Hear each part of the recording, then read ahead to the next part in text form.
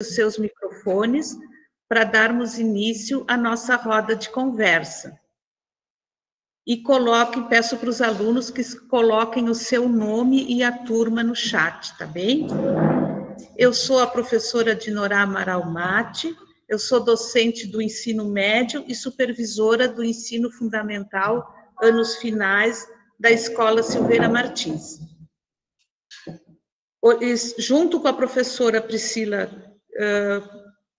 Seribola Crespan e a equipe diretiva, professores e alunos da Escola Silveira Martins, organizamos este evento ao qual estamos dando início à consciência negra de cada dia.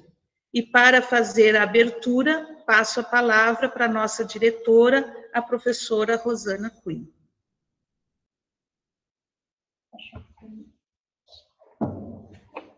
Dá meu papel.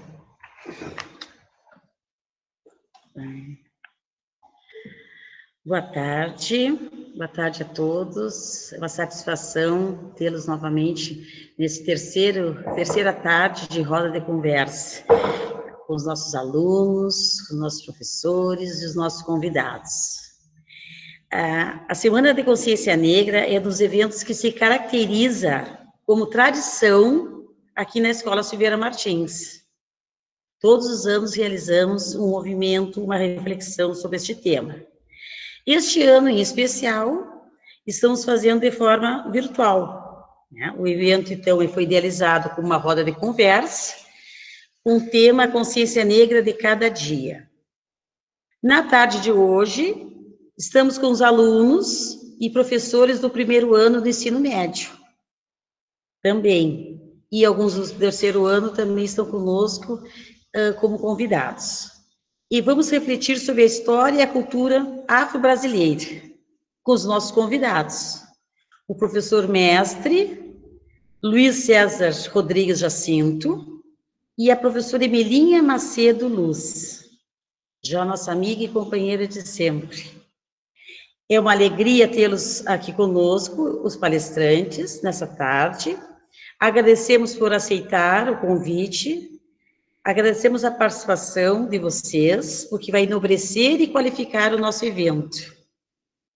Agradecemos também a presença da professora Dulce, representante da 13ª CRE, a professora Sandra Alves, acho que está chegando também da 13ª CRE para nos assistir, e a comunidade escolar, que os pais também estão conosco aqui, nas suas casas, nas suas residências, refletindo e pensando nesse tema que está hoje em debate. Então, agradeço a presença de todos.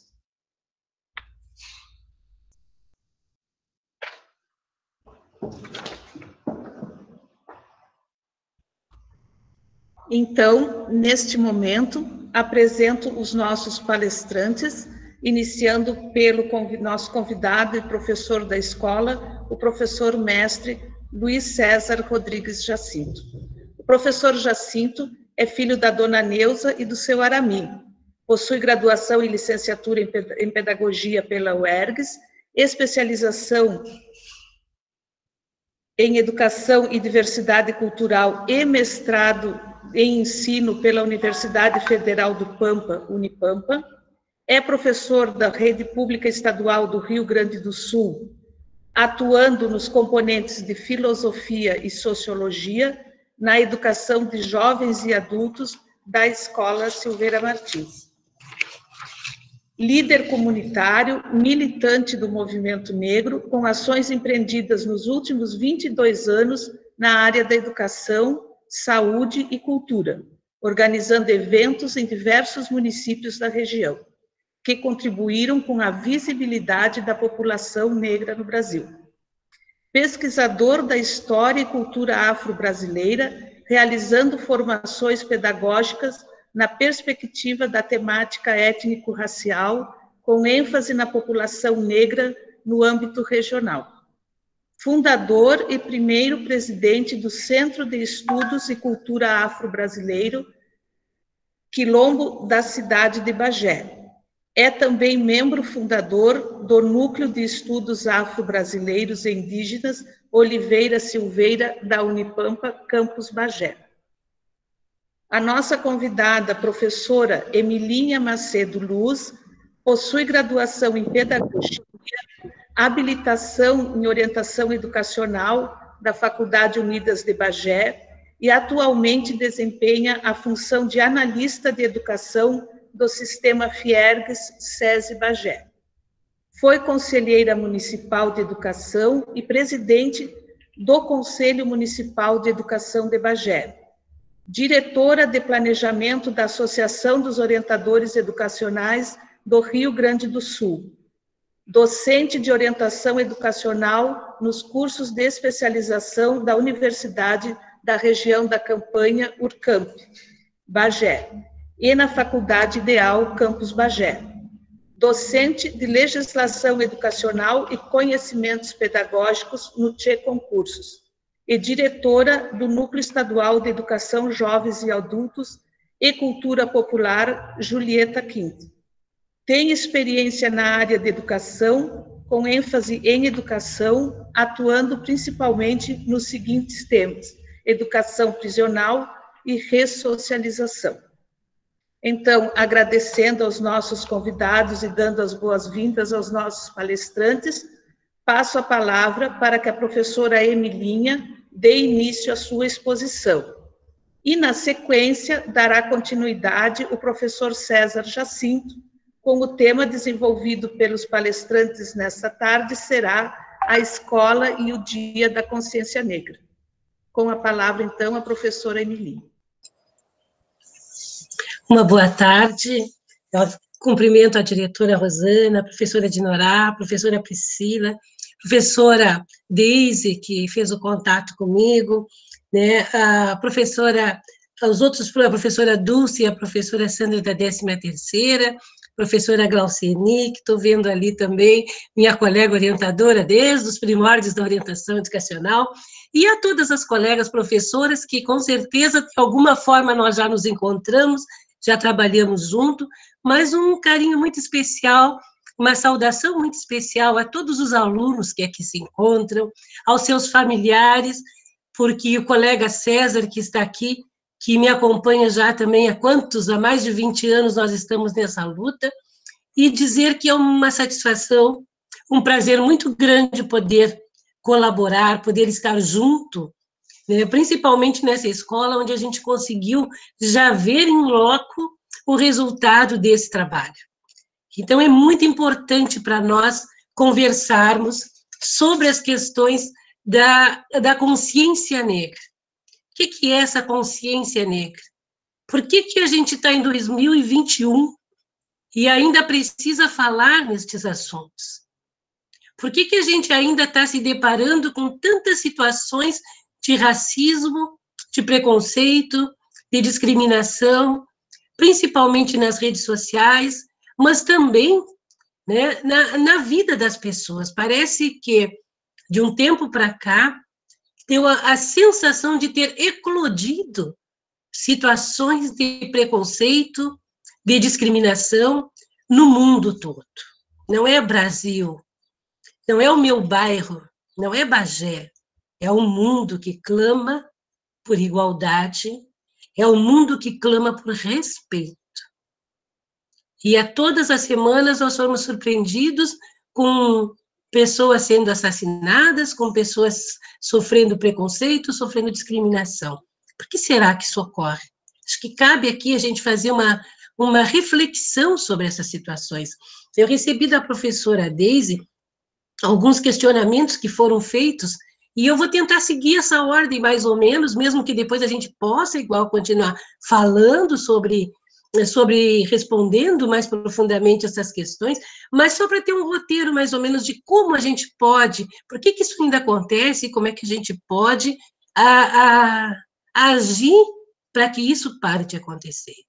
Porque não é que esteja acontecendo hoje, é que hoje a mídia, a tecnologia faz com que tudo que aconteça chegue para nós em questões de segundos, em questões de minutos. A tecnologia está sendo nossa aliada no momento em que ela descobre esse véu que mantinha velado uma série de atitudes que até então a sociedade parece que não enxergava, parece que não queria ver. E agora está aí, está gritante.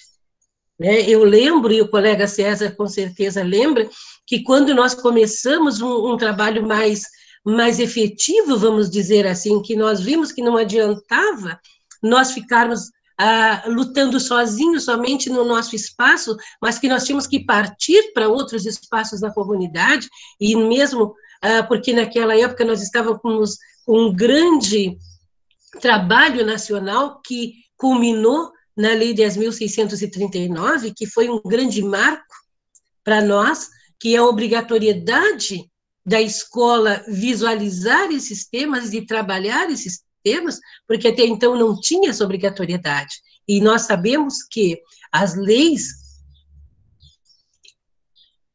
não mudam muito as consciências, mas elas impedem que a violência, que a agressividade continue acontecendo. Então, foi um marco importante. Só que só uma lei não adianta deixar lá. Nós precisamos seguir trabalhando em cima. E um dos primeiros questionamentos que eu recebi é que quais meios nós podemos utilizar para acabar com o racismo na infância? Gente, a infância em si, na sua ingenuidade, ela não tem racismo, ela não tem preconceito, ela não tem discriminação. A sociedade, através dos seus adultos, dos seus entes sociais, é que colocam nas crianças esta situação de preconceito, de discriminação, de afastamento, de hierarquias que não existem, de superioridade entre as pessoas. Então, temos sim que trabalhar com as crianças desde o maternalzinho, desde a pré-escola, para que essas crianças passem a ver e a se ver, né, de uma forma natural, de uma forma normal. E isso está lá na educação infantil, quando a gente passa a apresentar para a criança a família, os bonequinhos com a família, e não tinha bonequinho negro. E não tinha bonequinho, pai preto com mãe branca com pai preto, não existia isso. E a criança que tinha essa realidade, que tem essa realidade na sua casa, já começava ali a não se sentir pertencente deste mundo. Já começava ali a não se perceber neste contexto. Então, esse é um fator muito importante. Na hora em que nós vamos reunir as crianças para fazer grupos, elas vão reproduzir aquela atitude que tem na casa delas. E se nós percebermos que ali existe uma função, eu não quero sentar com o meu colega porque ele é negro, eu não quero fazer alguma atividade, ali é o momento da escola fazer a sua intervenção e mostrar para estas crianças que o tom da pele não faz ninguém diferente de ninguém. Que ele ou ela, por ter uma cor escura na pele, ou por ter uma cor branca na pele, isso aí não faz ele diferente de ninguém, mas faz com que ele traga consigo toda uma cultura que é importante dividir com a turma, que é importante que todos saibam, que todos convivam com essa situação. A gente não pode culpar os adultos, muitas vezes, da forma com que tratam os seus filhos, porque é a carga que eles trouxeram. Mas nós podemos, sim, culpá-los pela forma de manter isso aí e pela violência ou agressividade que acontece tanto em famílias negras como em famílias brancas. Então, há essa necessidade, sim, de se trabalhar desde a infância a igualdade. E a gente pode, claro, dar uma série de exemplos de situações que podem ser trabalhadas nessa situação. Um outro questionamento, a escravidão ainda existe? Sim, nós hoje não temos senzala, mas nós temos ainda subsalário. Nós hoje não temos senzala, mas infelizmente os negros são a grande maioria nas estatísticas dos presos, dos jovens mortos, principalmente do sexo masculino, do subemprego, da diferença de salário. Então, isso aí é uma forma, sim, de manter ainda a população negra num patamar onde ele tenha mais dificuldades, e muitas dificuldades, de galgar os mesmos postos que a população que já veio com uma estrutura diferenciada. É importante que a gente atente para estas questões no momento em que há necessidade, e nós, enquanto movimento negro organizado e militante, lutamos durante muitos anos para quê? Para que nós negros deixássemos de sermos os primeiros, os únicos. Eu lembro que quando eu entrei no ensino médio, no primeiro ano, tinha eu e mais uma colega negra na aula. Graças a Deus, essa realidade mudou. E na faculdade, durante os 4 anos, eu fui a única negra na sala de aula. Hoje eu ocupo um cargo num sistema que é um enorme, de um sistema a nível nacional, que é o sistema Fields. E a nossa entrada lá é por uma seleção muito rígida. Mas eu sou a única, hoje, analista de educação negra do sistema Fields, no Rio Grande do Sul. Eu não sei nos outros estados se tem. Eu quero deixar de ser a única. Várias funções que eu exerci até hoje, eu sou a primeira, ou a única. Então, eu aplaudo e fico muito feliz quando eu vejo que meus filhos, que os meus netos, hoje, têm representatividade num jornal nacional, num Fantástico.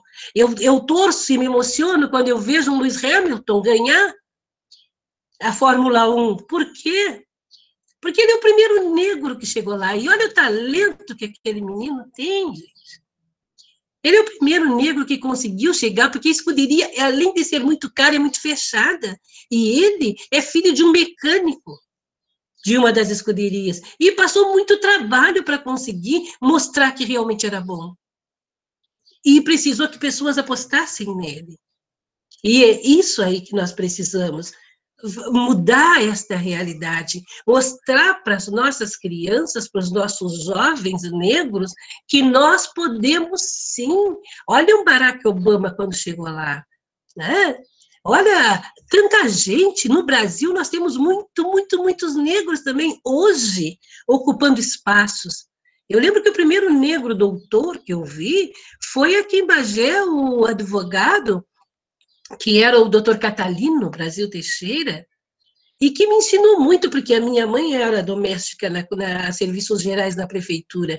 E o professor Catalino, que era, além de jurista, era professor também, foi alguém que me incentivou muito a mostrar que não existe barreiras nem limites. Isso existe na nossa cabeça, que existe muita luta. Precisamos, sim, mostrar mais de uma vez que nós somos capazes, que nós somos importantes. E eu fiquei muito feliz quando eu pude vivenciar isso o ano passado aí nessa escola, quando eu passei pelas diversas oficinas, diversos trabalhos, e vi o empenho de vocês, jovens ali, mostrando. Eu participei do trabalho também de um menino e uma menina que foram lá no SESI me entrevistar, e eu jamais vou me furtar. Porque é muito importante que todos nós, brancos, negros, asiáticos, possamos ver que cada cultura tem a sua beleza, a sua grandiosidade, a sua representatividade e a sua contribuição para esse mundo que a gente vive, né? Um dos questionamentos é se existe diferença entre o comportamento dos brasileiros e de outros povos em relação aos negros.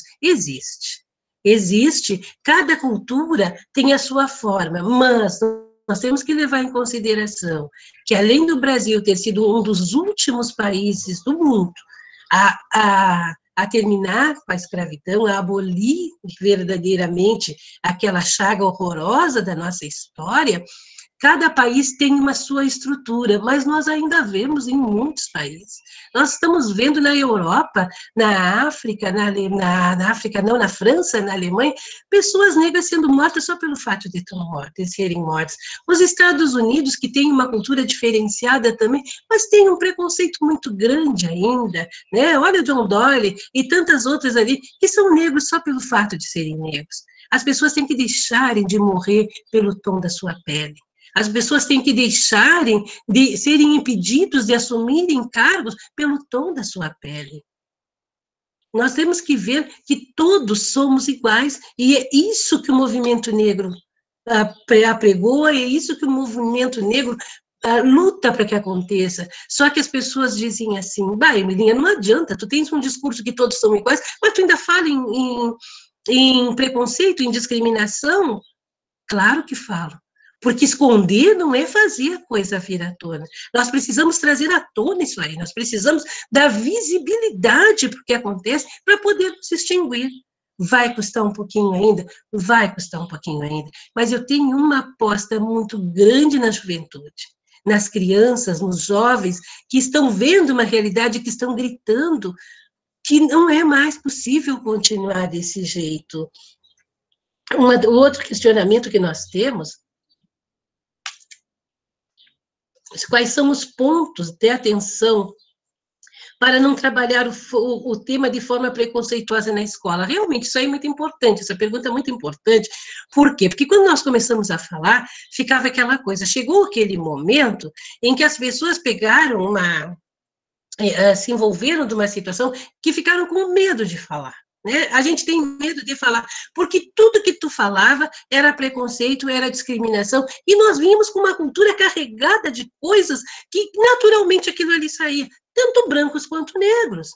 E aí as pessoas se machucavam, se queimavam, e aí, o que eu posso? Eu posso chamar ela de negrona?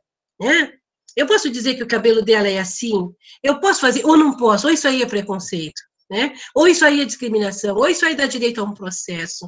Ficou a coisa assim, mas isso é normal. Se nós olharmos o andar da sociologia, tudo que surge, assim, ele tem que surgir de uma forma exagerada, que é para chamar a atenção das pessoas, e depois a gente vai acomodando. As mulheres precisaram tirar sutiã na rua, as mulheres precisaram muitas vezes desfilar nuas, precisaram se acorrentar em portões para mostrar que tinham direitos. Hoje não precisa mais isso. E assim foi com o movimento negro, nós precisávamos gritar que nós estávamos vivos, que nós éramos normais, que nós somos pessoas com os mesmos direitos, para que a sociedade pudesse nos enxergar. Mas é claro que com o andar a gente vai vendo, é que essa sociedade tão carregada de coisas que diz, né, que ela coloca que tudo que é preto, que tudo que é negro, que tudo que é escuro é feio, é ruim, já traz consigo uma conotação muito pesada, muito negativa, então faz com que as pessoas não queiram participar dessa coisa negativa. Porque às vezes a gente escuta dizer, mas o pior preconceituoso é o próprio negro. Quem não aceita a sua cor é o próprio negro. Não é verdade. O que o negro não aceita e não quer é essa carga toda negativa que vem em cima de um estereótipo que lhe foi colocado e que é reforçado todos os dias. Hoje, eu, graças a Deus, estou com 62 anos e tenho a grata felicidade de ver propagandas na televisão de bancos, e o primeiro foi o Banco Real, com negros investidores, propaganda de projetos médicos com negros, médicos, com negros nas diversas funções, engenheiros, farmacêuticos, todas as funções, mas isso aí eu não tive isso, não vi isso. Eu não tinha estas referências, eu não tinha este espelho comigo. Então, eu tive que criar estas possibilidades sem saber se alguém já tinha chegado lá. E ouvindo dos próprios negros que era impossível chegar lá. Isso não é para nós. Esse era o discurso da época dos meus pais. Minha mãe está viva hoje com 90 anos e ela diz que tu quebrou barreiras, e quebrei barreiras. Né? Sabe a história aquela do sapinho que foi subindo o poste e que só chegou lá em cima porque era surdo, porque todo mundo dizia que ele ia cair? É assim que nós vamos. A gente tem que fazer né? Ouvidos de mercador e vistas grossas para toda essa carga que a sociedade diz que não é para nós, que não é possível. Não é? A gente se cria numa sociedade, porque ninguém me contou a história da minha raça. Eu não sabia, né, por que eu tinha pele escura, eu não sabia as riquezas que vieram da África, eu não sabia a inteligência dos meus ancestrais, eu não sabia nada disso. O que me contava? Que eu era descendente de escravos. Porque até o sobrenome que os meus pais carregavam, com exceção da minha mãe, mas o meu pai carregava um sobrenome que era dos patrões. Eles marcavam com o seu sobrenome também toda a negrada que eles compravam. Né? Então, olha, tem sobrenome de rico, não, mas era dos pobres, era dos escravos mesmo, né? Então, essa era a história que a gente sabia, que a gente ouvia, né? Então, a partir daí, a gente precisava conhecer. E nós, negros, também não conhecíamos a nossa história, nós, negros, também não conhecíamos nada do nosso povo. Nós tivemos que sair para buscar isso aí. Nós tivemos que ir conversar. E o tema da nossa fala hoje, e eu peço para os professores que me sinalizem, porque eu falo demais, viu? Alguém me perguntou aqui, a senhora é negra? Com muito orgulho. Eu sou negra, assim, com muito orgulho, né? Com certeza. Eu vou dar uma lidinha aqui. Tem mais de um que me perguntou se eu sou negra. Sou negra, sim, sou filha de negros, sou negra, né? E o que mais que me perguntaram aqui? Se o preconceito e discriminação existe na nossa sociedade, como sempre. Vocês sabem que existem tons de peles negras diferentes, né? Nem todo mundo é negro retinto, não interessa. Não interessa a tonalidade ou a variação da tonalidade da nossa pele. O que interessa é a nossa origem. Eu sou filha de negros e eu sou negra. Os meus filhos são negros também. E os meus netos também são negros, embora 2 deles tenham o tom da pele bem clara, porque os pais deles não são negros. A mãe de um não é negra, a pai da outra não é negro. Mas eles são negros e os meus filhos têm essa consciência bem forte, porque eles são filhos de... Um dos pais é negro, e eu tenho pai e mãe negra. Que maravilha que é para mim. Negros, pobres e com um valor que vou dizer para vocês, assim, ó, nasceria 1000 vezes também com filha deles. Me ensinaram e aprenderam muito comigo, eu tenho certeza disso também, com certeza. E o que acontece? Essa carga negativa, ela vem, dado o início, eu lembro que quando iam fazer trança na cabeça, diziam, o meu cabelo já não era tanto, mas o da minha irmã, que era bem agarradinho, o teu cabelo é ruim. Ou o teu cabelo é melhor um pouquinho. Quem que quer ter uma coisa ruim na cabeça, gente? Me digam. Ninguém quer ter uma coisa ruim, né? E aí a gente vem numa sociedade onde tudo que fala que tem a palavra negro, que tem alguma coisa preto, é ruim. Quer ver uma coisa? Se eu disser que um de vocês denegriu a imagem da Escola Silveira Martins, eu não estou dizendo que foi o melhor aluno, estou? Não. Se denegriu, fez uma coisa ruim. Se é a ovelha negra da família, é porque fez uma coisa negativa. Se é mais preto que consciência de criminoso, é porque tem muita coisa negativa junto. E por aí segue.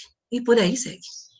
Então, são esses conceitos, esses pequenos ditadinhos populares, e não vão dizer que eu estou dizendo que não é para dizer mais isso, não. Só que nós vamos ter uma leitura diferente a partir de hoje, né?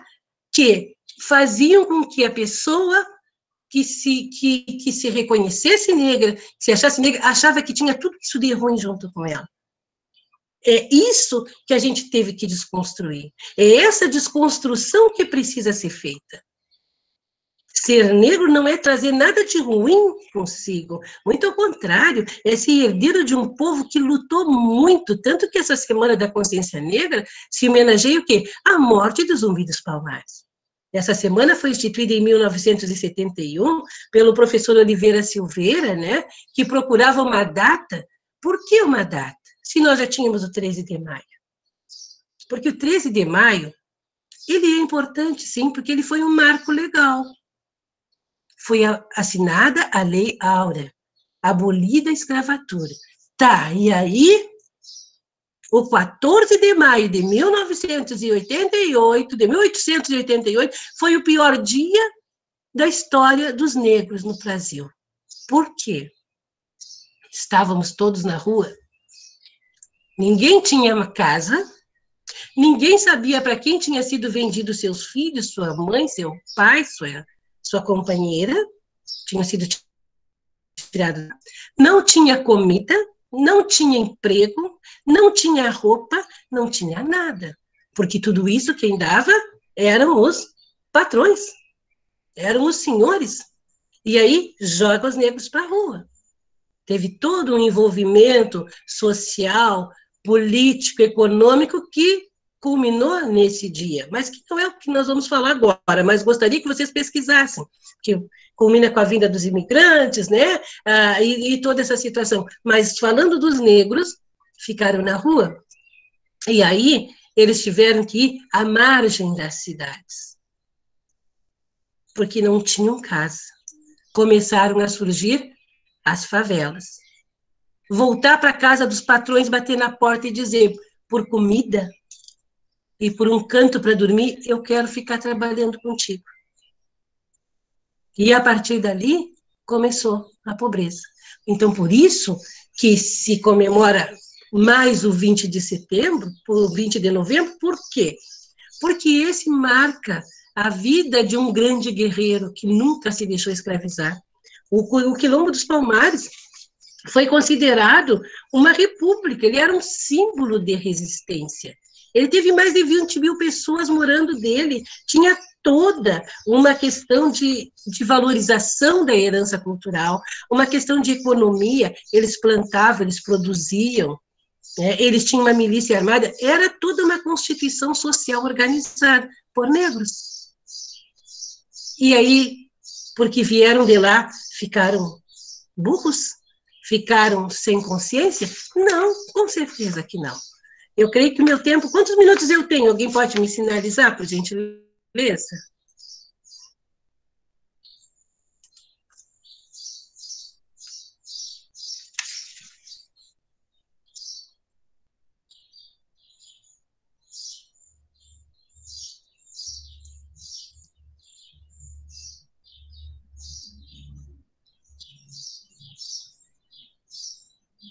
Estou dando uma lidinha aqui.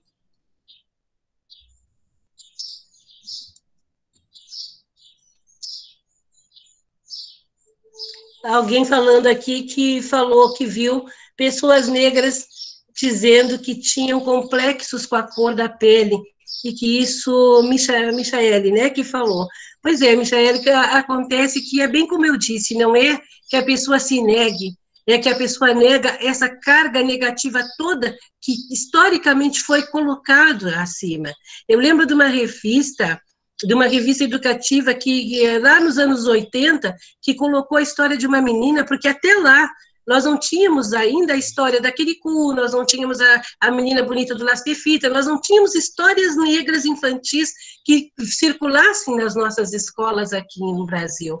E a menina colocou, a professora fez todo um trabalho no terceiro ano, uma menina de 8 anos, negra, e a professora fez toda uma oficina durante 10 dias, um projeto de histórias infantis.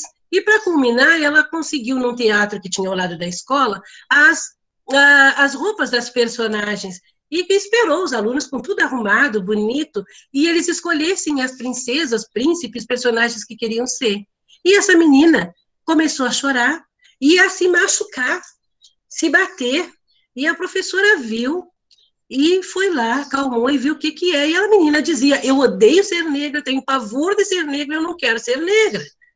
Aí, por sorte, pegou uma professora que tinha uma boa sensibilidade, e ela disse para a menina, conseguiu acalmar e foi saber, mas por que tu não quer ser negra? Qual é o problema que tu não, o que tu vê diferente? E a menina relatou que ela gostou de um vestido de princesa, mas que nenhuma história que a professora contou, que mostrou, tinha uma princesa negra. Que a única coisa negra que tinha era o cabelo e a verruga da bruxa. E ela não queria aquilo. Então ela começou a chorar.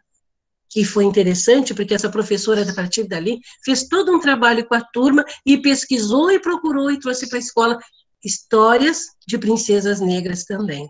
Então, essa pessoa que Michaele coloca aqui, deve ser isso, é que a gente passa um tempo, uma vida toda sem ver nada, que te represente positivo, e a pessoa passa a não querer o negativo. Não é que ela negue sua cor, ela nega toda essa carga negativa que passaram por ela sobre essa situação da cor dela. Eu não consigo falar, lendo muito aqui, mas já vi que tem bastante interação, que coisa boa, né? E aqui tem, a Priscila coloca, ninguém nasce racista, e realmente, ninguém nasce amando ou odiando ninguém. As pessoas aprendem isso com os adultos, com a sociedade que eles estão. E a sociedade fala conosco muito mais do que com a voz das pessoas. Fala através da mídia, através das imagens, através dos cartazes na escola, que tem que representar todas as raças, através dos concursos na escola, que muitas vezes passa anos e a gente não vê a rainha da escola, a princesa da escola, a rainha da primavera, a primeira prenda da escola, serem meninas negras, ou o menino, ou o parzinho ser negro, e isso faz com que as meninas negras achem que aquela função não é para elas, né? Vendo repórteres negros, vendo tantas pessoas negras na sociedade que precisam ter visibilidade, para que as crianças, nossas crianças e os nossos jovens negros, vejam que é possível chegar lá, sim, é importante chegar. E eu não quero deixar de falar rapidinho aqui. Eu ainda tenho tempo, prof? Oi, Deise, ainda estou com tempo? Quantos minutinhos eu tenho? A Dina... Oi? 10 minutos, professora, 10 minutos. Certo, muito obrigado. Deixa eu controlar aqui, porque eu falo muito. A questão das cotas, gente, que são muito discutidas e o pessoal fala muito. E isso aí é uma coisa que a gente precisa ter conhecimento para poder falar sobre estas cotas. O que são cotas? São políticas, né, de reparações afirmativas, tá? Então, o que acontece? Todo o país, toda a nação que reconhece que houve uma falha com algum segmento da sua sociedade, precisa ver esse reconhecimento oficial, ela cria ações de reparações para que esse segmento possa voltar novamente sem ser prejudicado. Elas surgiram na Índia, que se tem a notícia, porque lá as castas são muito divididas. Quem nasceu numa casta morre nela, não conseguia ascender a outra. Então, foram criados lá na Índia ações de reparação afirmativa para que a pessoa de uma casta pudesse ascender a outra. Estas ações afirmativas, elas têm um período para que possam acontecer e exigem que a sociedade que a institui tome uma série de ações para que isso aconteça, ações legais. Bom, aqui no Brasil, a gente tem na notícia lá dos anos 80, nós tivemos uma grande ação afirmativa no Brasil, e que pouca gente fala, que foi apelidada da Lei do Boi, que era, o que aconteceu? Naquele período, houve um êxodo rural muito grande no Brasil. Todos os estancieiros e latifundiários mandavam seus filhos para a faculdade para se formar doutor, engenheiro, advogado, médico, que fosse, e eles se formavam, ficavam na cidade e foi faltando gente no campo. E os estudos mostraram que dentro de um período, 20 anos, 15 anos, sei lá, ia faltar comida no Brasil para a população. Então, o governo federal reconheceu que não havia incentivo para que jovens ficassem no campo. Então, criaram uma ação afirmativa, aonde o filho de estancieiro, de fazendeiro, de latifundiário, né, teria acesso nas faculdades que tivessem uma ligação, faculdade de agronomia, de veterinária, de agropecuária, né, de agricultura, que tivesse alguma coisa a ver com a produção de alimentos. Então, eles teriam acesso fácil a essa faculdade, e para que com o compromisso de que, quando concluída a faculdade, eles voltassem para o campo e aplicassem lá a tecnologia e os conhecimentos aprendidos na faculdade. Essa lei imperou por muitos anos no Brasil. Foi uma cota, a Lei do Boi. Ninguém fala quase. Atualmente, o que aconteceu? O Congresso Nacional as assembleias legislativas, as câmaras de vereadores, e ainda continua, né? Acontece que eles tinham muito poucas mulheres, às vezes nenhuma, determinados mandatos. O que acontece? As mulheres não são boas políticas? As mulheres não têm capacidade de estar lá? Existia um bloqueamento masculino ali para que as mulheres não ascendessem. Então, foi criada uma cota de que cada partido político, para poder concorrer à majoritária, tem que ter tanto por cento de mulheres candidatas dentro do seu partido. Uma lei, uma cota. Por que a cota dos negros incomoda tanto? O que aconteceu? O governo entendeu, reconheceu que os negros foram arrancados da sua pátria, não vieram com as suas famílias, perderam o direito das famílias, não tinham acesso à escola, não tinham propriedade onde pudessem produzir, não tinham acesso a nada. Tá? Durante mais de 300 anos, mais de 3 séculos no Brasil. Então, quando eles começaram a querer andar um pouquinho, a estudar tudo mais, todo o restante que já vinha, já tinha tido acesso a isso há mais tempo. Então, o negro ia ficar sempre com uma defasagem muito grande de chegar lá, até a função do subemprego, de uma série de coisas. Então, foi criada, tá, uma lei que permite que os negros, tanto por cento dos negros tenham acesso às universidades, e nós acompanhamos essa lei, e nós estamos vendo que mais de 90% dos negros que entram na faculdade pelas cotas têm um excelente desempenho, porque entrar não quer dizer sair, entrar não quer dizer ser bom, só que estava uma dificuldade enorme para chegar, por quê? Porque os negros não têm ainda, grande maioria, condições de estudar em escolas particulares que preparam melhor para a universidade, os negros ainda não têm, né, o dinheiro, para a grande maioria, para participar de cursinhos, que preparem para a faculdade, né? E uma série de outros fatores que impedia essa população, embora muito inteligente, muito eficiente, muito capaz, de chegar lá. Vai chegar o momento em que não vai precisar mais. Com certeza não vai precisar mais, mas hoje ainda é necessário. Nós temos um estado onde 80% da sua população é negra e nós tínhamos 5% de negros dentro da faculdade, que é a Bahia. Por quê? Porque os negros não querem? Não, né? O que acontece é que não havia oportunidade. Terminou o tempo? 4 minutinhos. Eu estou vendo que tem alguns questionamentos aqui, né? Isso. Mas depois tem a parte das perguntas. No final, a gente pode responder. Isso. Tá, mas eu já vou levando para o encerramento, agradecendo já muito a oportunidade de poder estar aqui. São assuntos que a gente passa um dia conversando, né? E agradecer muito a atenção também dos alunos e das professoras. E a gente fica por aqui para guardar lá no final algum questionamento, tá? Obrigado. Obrigada, professora Emilinha. Maravilhosa palestra, conversa. E agora o professor César Jacinto, já está afiado aí nos questionamentos e no chat. Estamos, então, nessa roda de conversa com os alunos do ensino médio, e está muito bom nossos questionamentos, os alunos estão participando bastante, professor. Professor, essa palavra é sua. Então, meu boa tarde inicial a todos e a todas presentes nessa live, em especial a direção da minha escola, representada pela professora Rosane, essa equipe de gestão maravilhosa e muito competente, que diante de um caos que está a nossa educação, fazem milagre. Eu sou muito fã de vocês, tá? E vocês sabem disso. Tá? Manifesto em todos os espaços isso.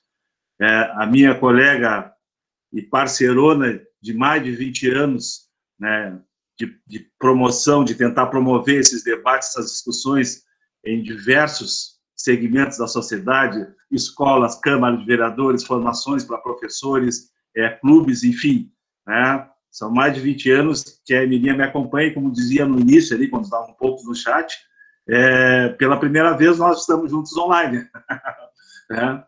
presencialmente diversas vezes, dezenas de ocasiões. Tá?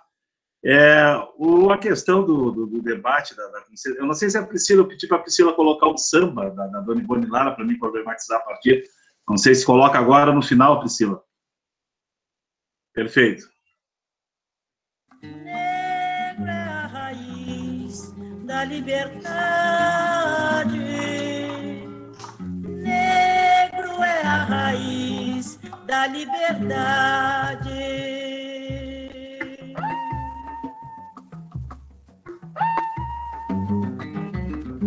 Sorriso negro, um abraço negro, traz felicidade. Negro sem emprego, fica sem sossego, e negro é a raiz da liberdade. Um sorriso negro, um abraço negro, traz felicidade. Negro sem emprego, fica sem sossego, negro é a raiz da liberdade. Negro é uma cor de respeito, negro é inspiração, negro é silêncio, é luto, negro é a solidão. Negro que já foi escravo, negro é a voz da verdade, negro é destino, amor. Negro também é saudade, um sorriso negro, Um sorriso negro, agora negro, um abraço negro, negro, negro, negro. traz felicidade. Negro sem emprego, fica sem sossego. Negro é a raiz da liberdade. Um sorriso negro, um abraço negro, Traz felicidade, negro sem emprego, Pode interromper. fica sem sossego, sem emprego. negro é Então, muito obrigado a Priscila pela parceria. Então, problematizando a partir do samba Um Sorriso Negro, que teve na voz da nossa grande Dona Ivone Lara, uma grande referência, uma mulher que rompeu barreiras também, né, que enfrentou preconceito. Ela foi uma das primeira compositora de sambas e enredos num espaço, né, que deveria ser de acolhimento. Enfim, ela foi a primeira mulher a conseguir ter os seus sambas e enredos gravados nas escolas de samba do Rio de Janeiro. Então, vejam que até os espaços, né, que deveriam ser mais democráticos, mais acolhedores, eles reproduzem, de alguma forma, algum preconceito. Né? E a nossa sociedade, quando a gente chegava nas escolas, né, Emilinha, muitas vezes a gente escutava, né, não, professor, aqui na escola não. Toda a escola, de alguma forma, ela reproduz preconceitos. Né? Quer dizer, o que a escola tem que fazer? A escola tem que, a partir do seu corpo docente, a partir da sua gestão, da sua comunidade escolar, buscar mecanismos, né, de tentar reduzir essa desigualdade, de tentar debater e construir mecanismos para que isso não ocorra. Esse é o papel da escola. Né?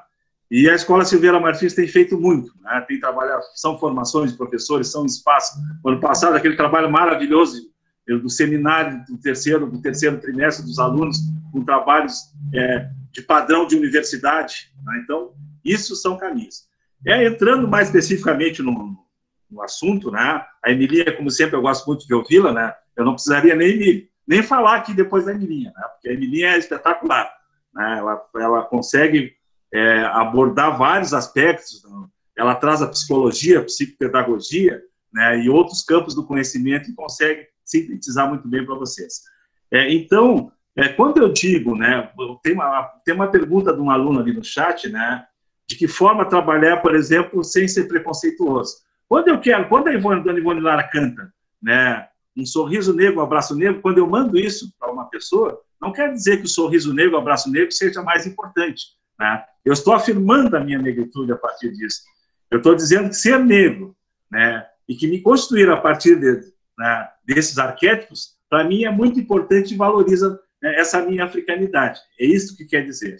A Semana da Consciência Negra, gente, o Dia da Consciência Negra, como a Emilia muito bem falou, né, ela foi constituída no início dos anos 70 por um grupo de intelectuais negros, tendo à frente o professor Oliveira Silveira. Muita saudade dele, meu amigo, que eu tive a oportunidade de militar, e que, Emilinha, lembra, em 2006, talvez fosse painelista, ele veio no nosso seminário Jobate, lembra, Emilinha? Silveira nos deu 3 anos depois, ele viria a falecer em 2009. Vítima do campo, foi conselheiro nacional de igualdade racial. Então, consciência negra, o que é a consciência, gente? Consciência é a gente saber o lugar e de que forma a gente está pisando, né? É a gente ter consciência, saber que caminho nós vamos tomar, isso é consciência, né? Então, quando eu digo que é uma consciência negra, e já colocando uma palavra que surgiu, tem surgido, porque quando a gente avança na questão do debate das questões raciais, quando o movimento negro cada vez se organiza mais, o racismo ele vem com uma força contrária, né? Lembrando as colegas da física aí, né? Ela veio numa força contrária, lembrando a terceira lei de Newton, num caminho completamente diferenciado. Aí vem a tal, mas o mais importante da consciência humana, gente, a consciência negra, nós todos somos humanos, tá? Mas nós não somos apenas seres humanos. Nós somos seres sociais, tá? Seres, né? Porque nós vivemos em sociedade, nós não vivemos isolados. Nós somos seres culturais, porque nós mudamos essa sociedade, tá? Nós não somos apenas seres humanos, não somos apenas seres biológicos. Se fôssemos apenas biológicos, nós não mudaríamos nada. Vocês não estariam com essa tecnologia, nós não estaríamos aqui, e nós estaríamos vivendo como vivemos há 5.000, 6.000 anos atrás, os nossos antepassados. Tá? Então, a importância de se debater, de se discutir essa questão da consciência negra na escola, ela vem justamente de que vocês, hoje, são alunas e alunos de uma escola. Amanhã vocês serão os nossos colegas professores, vocês serão engenheiros, médicos, né? Vocês serão contabilistas, vocês serão odontólogos e tantas outras profissões, e vocês, a partir desse debate, dessa discussão, vocês vão ter um olhar diferenciado. Talvez um olhar diferenciado que gerações anteriores, nossas, dos pais de vocês, não tiveram sobre a questão. E é importante trabalhar essa questão da consciência negra, porque o racismo está muito forte, gente, por incrível que pareça. Em pleno século XXI, a todo momento nós vemos os nossos jovens negros serem mortos na periferia pela polícia e não são bandidos. Negros presos injustamente porque foram confundidos simplesmente por uma prova, porque a pessoa olhou, disse que era aquela pessoa, olhou, está presa e até conseguir provar sair é complicado. Então, é essa sociedade que nós vivemos, que nós enfrentamos. Por isso, a escola é transformadora. Tá? A escola, ela transforma. Não? Ela tem que problematizar, né? Ela tem que melhorar.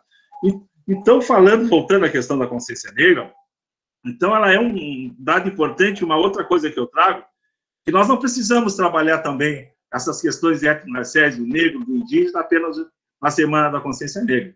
Ela tem que estar presente, né? E aí vem a minha provocação para as colegas e os colegas professores, ela tem que estar presente no planejamento do professor, tá? Ela tem que estar presente na prática docente do professor, tá? Não importa, o professor pode lá no mês de julho, mas vamos trabalhar trouxe um texto aqui, ó, vamos trabalhar essa questão aqui, vamos problematizar, né, a vida do negro na cidade, a vida do negro na periferia. Então, isso é importante. E não precisa ser só história e geografia. Oi.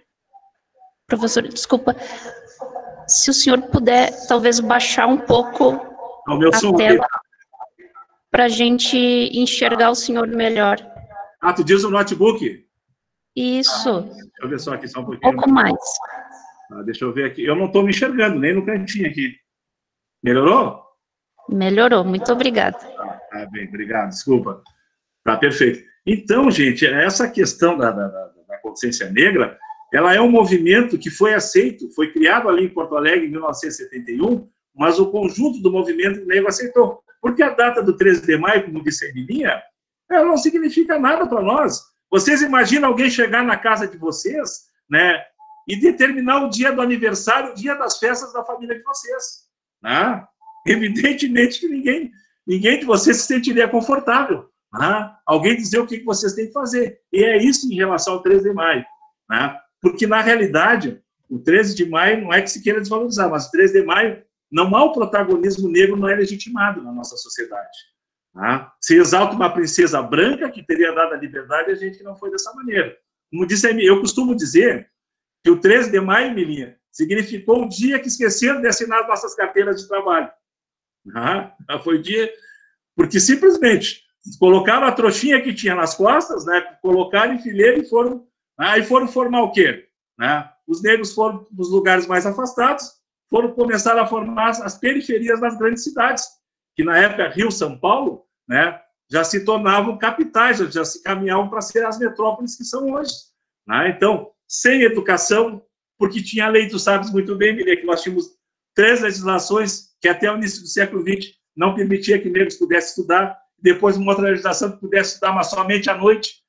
E a gente sabe, hoje nós temos a desconstituição da nossa EJA, né, aqui no estado do Rio Grande do Sul, não podemos abrir turma de EJA, de primeiro ano, né, então vocês imaginam naquela época, né, o que é uma pessoa que precisava trabalhar e ter que estudar à noite, né, as distâncias que tinha que enfrentar, e a população, a maioria rural.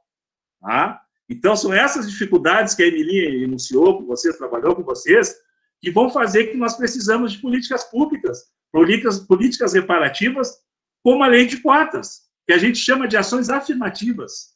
Por que é uma ação afirmativa, gurizada? A ação afirmativa, ela visa justamente compensar, reparar um mal secular, né, porque a obrigação é do Estado. Aí muitas... mas eu não tenho nada a ver com o meu antepassado, lá que o meu tataravô escravizou alguém, tu não tem nada a ver, mas o Estado tem. Né? Essas gerações não têm nada a ver, mas o Estado brasileiro é responsável. E na Conferência de Durban, em 2001, né, o Brasil foi um dos países signatários da carta que assinou na Conferência Mundial, terceira Conferência Mundial contra o Racismo, a intolerância correlata e todas as formas de discriminação, e o Brasil tem que implementar políticas de ações afirmativas. Mas essas políticas, elas foram frutos de muito debate, de muitas discussões. Por isso que hoje elas estão muito solidificadas. E hoje a gente tem a maioria da população se posiciona favorável. Nós tivemos no início um enfrentamento contrário muito forte da mídia dominante, né, daqueles veículos de comunicação muito fortes, eu não vou falar nome, mas são aqueles que vocês assistem, que vocês leem mais forte, no centro do país, né, que se posicionaram contra. Né? Então, seus editoriais, os espaços de publicidade, os espaços nos telejornais, os espaços na redação de jornais, era sempre com posicionamentos contrários. Eu lembro que eles levavam muito a Ivone Magui, o Peter Frey e Demetrio Magnoli, 3 intelectuais totalmente contrários que foram vencidos. Então, essa é uma Constituição. A primeira universidade, antes da lei federal, a implementar o sistema de cotas foi a UERJ, que foi ministra no governo Lula, a professora Nicéia Freire, faleceu agora há pouco tempo, foi ministra das Mulheres, ela era reitora da UERJ naquela época, e a segunda foi a UNB, Universidade de Brasília. Aqui no Rio Grande do Sul foi um parto na URGS, na UFPEL, né? Então, o movimento negro teve que se mobilizar muito para que isso pudesse acontecer. Né? Aqui tem uma pergunta, eu vou respondendo já. Tem muito negro na polícia, assim como... Deixa eu ver se eu consigo pegar aqui. Tem muito negro na polícia, assim como tem muito traficante negro que está de fuzil. Evidentemente, esse policial negro ele acaba reproduzindo o que o Estado prega. Porque o perfil de bandido, isso tem saído até em sentença de uma juíza agora, isso a gente já sabia, na realidade, né, menino? Que muitas sentenças judiciais eram baseadas na cor da pele. Agora, essa sentença lá da juíza de Curitiba colocou no campo da objetividade, saiu da subjetividade. Isso a gente sabia. E teve um outro caso, que a pessoa foi absolvida, porque a sentença do juiz dizia que, como ele era claro, ele não tinha o perfil de bandido. Então, vocês vejam bem como o racismo está colocado no nosso país. Então, o racismo ele determina os lugares que as pessoas devem ficar. É isso que ocorre. Tem um pesquisador chamado Salles Augusto, dos Santos, que ele fala sobre isso, que após a escravidão quiseram determinar os lugares que nós podíamos ocupar. Por isso que o negro ele causa alvoroço quando ele ocupa um lugar que não era determinado para ele, historicamente. Por isso que o negro, quando está de terno, como já aconteceu comigo, lá quando eu trabalhava com assessoria para as câmaras de vereadores da região, quando eu chegava na FAMURS, uma ou duas vezes me perguntaram se eu era motorista e tinha um cafezinho na sala dos motoristas ali. Eu digo, só porque eu usava o terno, senão confunde com o pastor, com o pessoal da igreja. Quer dizer, então, são aspectos, são estereótipos que são colocados para nós, justamente fruto do racismo. Então, a consciência negra, ela só estabelece esse debate extremamente importante, porque nós não podemos esmorecer e fugir, né, desse momento que a gente vive na nossa sociedade de extensa discriminação. Por isso que a consciência negra, ela é importante, ela reata, por isso que é importante marcar o dia, tá? Você faz o debate, se insere no planejamento do professor, enfim, o ano todo, mas é importante essa marcação da data, a efeméride, né? Porque a data a gente tem mais visibilidade, aí os jornais fazem matéria, então isso também é muito importante. Algumas outras questões aqui que vocês colocaram, me perguntou o menino, mais anteriormente ali, sobre zumbi, né? Zumbi dos Palmares, né? Hoje a gente tem uma comprovação histórica de que realmente ele existiu, né, que é fato. Não se tem uma imagem dele, porque na época, né, no século XV, desculpa, né? Aí é século XVI, desculpa, dificilmente a gente conseguiria uma reprodução de imagem aqui no Brasil, mas sabe, por relatos, aí entra a arqueologia também, que a história não consegue ir para a arqueologia, faz escavações, que zumbi existiu, ele é um ícone, né, da luta negra, assim como tantos outros heróis do passado e também da atualidade. Dandara, em Palmares, Teresa de Benguela, no quilombo do Quariterê, Luiz Gama, filho de Luiz Amaí, que liderou a revolta dos malês na Bahia, o próprio José do Patrocínio Intelectual Negro, que pedia políticas públicas que fossem inseridas na Lei Áurea, e retiraram tudo isso. O espectro racista, né, de quem está no poder retirou tudo isso. Então, é muito interessante.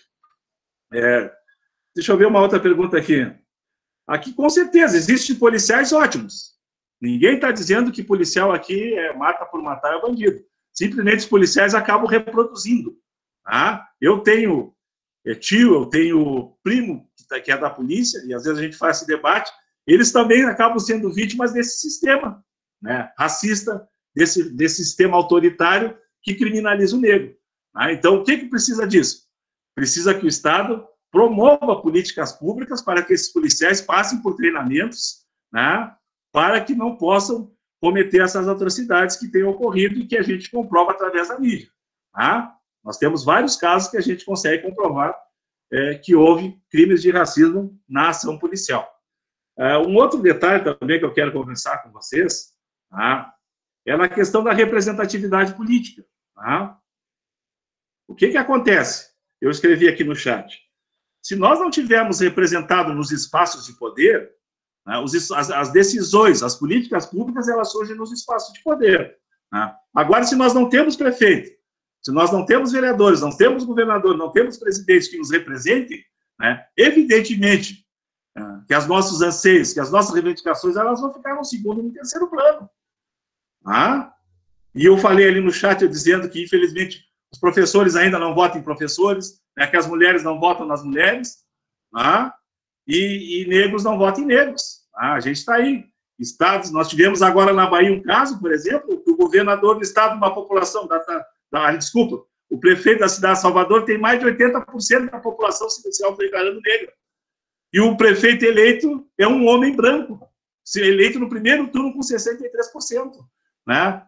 E ainda de uma compreensão ideológica que não quer debater essas questões das diferenças e todas as atrocidades do racismo. Né? Pior é isso.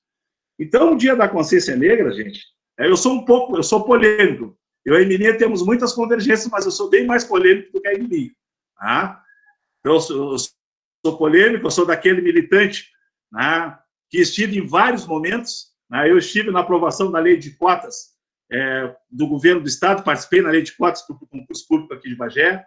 Né? Estive em Brasília, quando a ex-presidenta Dilma enviou o projeto, né, para a lei de cotas no Serviço Público Federal, em 2013. Então, participei de vários momentos, né, na linha de frente. Né? Estive defendendo a comunidade de Palmas, né, da invasão dos latifundiários aqui da região. Então, vários momentos eu participei, então, dessa questão da militância. Então, a consciência negra, gente, ela não quer dividir ninguém, tá? Ela quer simplesmente ter aliados para que a gente possa reduzir essas questões do racismo. Né? O racismo, como diria o professor Kabengele Munanga, que é um antropólogo lá da USP, né, ele costuma dizer que o racismo, ele chama o racismo brasileiro de racismo cordial, né, porque é aquele que impõe ao próprio negro a culpa por ele ter sido escravizado, né? E as consequências desse processo de escravização. Não sei como é que está de tempo. Pode seguir. Pode seguir, professor. Então, tá, obrigado, então. Então, essa questão, o debate, ele é muito importante. E a escola é a centralidade, gente. Porque na escola nós temos todas as representatividades da comunidade. Né? Então, nós esperamos, nós não sabemos, avanços ocorreram, né, Emilinha? Muitos avanços nós obtivemos nos últimos anos, mas fruto também da nossa luta, né? Ninguém nos deu nada, né, da nossa organização. Vejam bem que hoje a maior rede de TV do Brasil, ela cada vez mais ela insere, né, jornalistas, apresentadores negros em diversos espaços, reconhecendo isso. E a própria Maju, e acho que a Aline, se eu não me engano, jornalista do programa que teve, no Globo Repórter que teve, eles reconheceram a importância do movimento negro, né, na abertura desses espaços. Né? A São Paulo Fashion Week, que há alguns anos as modelos negros tiveram que entrar na justiça para ter espaço, para poder desfilar. Este ano, 50% das vagas do São Paulo Fashion Week são para negras, asiáticas e indígenas. Né? No mínimo, tem que completar com esses segmentos populacionais. Então, vejam que a gente, de alguma forma, está evoluindo. Nós vivemos numa cidade extremamente conservadora, né? Num estado conservador, racista, né? Preconceituoso, homofóbico. Então, a nossa luta ela é muito árdua. Né? Nós precisamos nos organizar muito, né, para que isso não deixe de se transformar em políticas públicas. Né? Eu falo aqui, gurizada, né? Quando eu falo aqui, eu falo em aspectos gerais. Né? A gente não está individualizando ninguém, não está apontando o dedo para ninguém. Eu falo num aspecto geral do Brasil, como se comporta o racismo no Brasil, tá? No aspecto global. A Emilinha aqui comentou, né? É importante que olhe as estatísticas oficiais, com certeza, né? Que a gente vai ver onde é que está essa população negra, né? E um dado importante, o acesso de negros, já que nós estamos numa escola, o acesso à educação de negros ainda é menor, boa parte da parcela dos negros ainda não acessa a educação, a permanência também de negros é pior, por vários fatores, né, que às vezes por não ser compreendido, nós na universidade, a própria universidade mesmo, ela não nos compreende, né, Emilinha? Quando a gente quer fazer um trabalho de pesquisa lá no mestrado, no doutorado, que tem a ver conosco, e a gente não consegue orientador, tá? O orientador quer nos retalhar dizendo que não, que tem que ser daquela outra forma. Então, a gente encontra dificuldade em todas as etapas. Não é porque a gente ascendeu, tá? Não é porque a gente tem uma formação, uma carreira sólida, tá? Que nós não sofremos alguns tipos de discriminação. Tá? Às vezes pode até ser chamada de positiva, mas sofremos. Né? E eu lembro de um fato, para vocês dar um pouquinho de risada, que essa no meu modo de ver foi muito positivo. Né? Eu cantava no coral da Orcamp, alguns anos atrás, lá no início dos anos 90, nós fomos um festival de coros, né? Em Arroio dos Ratos, ali na região carbonífera, ali próximo a Porto Alegre, para quem não conhece. E aí nós fizemos a apresentação, daqui a pouco nós estamos jantando, confraternizando, aí sai a maestrina lá do Coral de Gramado, né? A Liana, o nome dela, né? Liana Ribnich, se eu não me engano, vai lá, nós tínhamos, acho que a minha voz é baixa, a voz mais grave, né, no coral, ela foi lá nos abraçar, nos beijar e dizer assim, né? Que baixos maravilhosos, e tem que ser negão, diz ela. Então, tem também, às vezes, alguns fatores positivos, né, que são referentes a esta questão. Eu acho que mais ou menos é isso. Eu vou deixar aberto, se alguém quiser abrir o microfone, para fazer pergunta para mim, Emilinha, ou a Priscila nos auxilia algumas perguntas que passaram. Quando a gente está falando, a gente não... Né, dizer que essa luta é contínua, né? Que o movimento negro está cada vez mais organizado, né, para combater o racismo, com diversas instâncias, atuando na área da saúde, tá? Lembrando que a saúde da população negra, os negros morrem mais por diabetes mellitus e por hipertensão do que brancos. Tá? Isso aí são pesquisas. Justamente por ter o quesito raça e cor, por isso que a gente tem que identificar a raça, senão não tem política pública, se a gente não sabe. Se não se identificasse, a gente não saberia que negros morrem mais de diabetes e de hipertensão arterial do que brancos. Então, mais ou menos era isso. Minha fala inicial, agradeço mais uma vez o convite da professora Rosana e da equipe aí, né? E como eu sempre digo, né, professora Rosana, Para mim, a Escola Silveira Martins, eu estou sempre à disposição, tá? Não existe espaço-tempo para mim estar à disposição para ser minha escola querida. Que bom, professor. Maravilha. Estamos sempre juntos.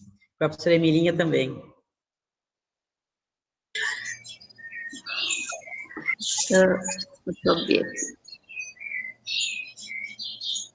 Obrigada, professor Luiz César Jacinto, professora Emilinha, pela maravilhosa, né, contribuição na tarde de hoje, abrilhantando a nossa roda de conversa virtual, certo? Obrigado. E o chat ficou bombando, né, professores? E a gente tem... Até, acho que os nossos alunos, né, eles estão, né, começando a aprender, né, sobre esse assunto. Alguns já estão mais avançados, outros estão, né, iniciando a abordagem nesse assunto, né. Inclusive, um aluno ali comentou, Luiz Carlos de Almeida Silva, que ele falou assim: cotas raciais é o mesmo que dizer que negros não têm capacidade de concorrer com pessoas brancas. Seria muito melhor cotas para pessoas de baixa renda. Acredito até que vocês possam responder, né, que essa visão é muito comum, né, essa visão errada, né, sobre as ações afirmativas é muito comum. Então, se vocês pudessem começar, comentar sobre... Perfeito. Posso começar, Zé? Eu acho que a gente já colocou, né, a história das cotas, que eu acho importante em tudo que se vai fazer na vida, é a gente procurar a história daquilo ali, né, o conhecimento. Eu confesso para vocês que eu não gostava muito do componente história quando eu estudei, porque na minha época história era decorar datas, né, e fatos e nomes de personagens. Eu comecei a gostar de história quando eu passei a militar e a tentar entender a minha história, né? A minha história enquanto cidadão no mundo, as minhas origens. Aí eu vi o quanto é importante para nós a gente conhecer a história, porque quanta coisa que eu repeti e que eu tinha como verdade, que no momento que eu fui olhar a história, eu vi que aquilo já tinha toda uma caminhada até chegar à minha compreensão, e que aquilo que eu estava brigando, ou dizendo que não tinha, já tinha sido construído ou desconstruído mais atrás, né?